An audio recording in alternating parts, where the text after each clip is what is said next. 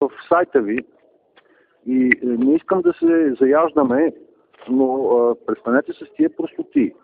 Значи Атака Мизия се представлява от Софрониево. Това е решено. Ама какво е решил това? Кога е решено? Как е решено? Това е решено на общо събрание. На кое общо събрание? Ние защо не бехте поканени? С организацията се занимаваха хората от Софрониево. Добре, момент. Обяснявам ти. Представлява се община Мизия от Софрониево. Защо не беха поканени останалите структури от Мизия, от Липница и от Крушовиц? Аз те търсих, ти не си дигаш телефона. Съжалявам. Това си е твой проблем да си го дигаш.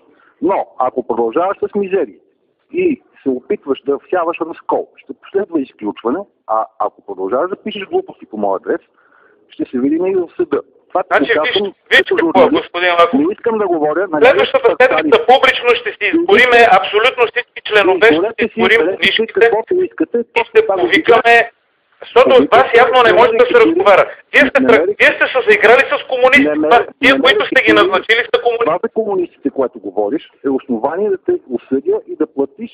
И осъдиме, бе? Голяма сума. Ще те осъдя. Добре, окей. Значи това са хора, които не са членове на партията. Следващия ход е изключване от Атака. Между другото, ти не представляваш никаква Атака, защото нямаш пълномощно. И то е изтекло назначението ти. Така че може да си мрънкаш. Ама вие това го правите на собствена глава, без да се съобразите с членската маса. Не сте се съобразил, защото ние сме се събрали вчера на събрание и никой не е уведомен от останалите села. Имаше общинско сбор също, имаше и национален сбор тук. Това, че ти не се яви... Не аз! Добре, остави момент. Защо не поканихте хората от Крушовица?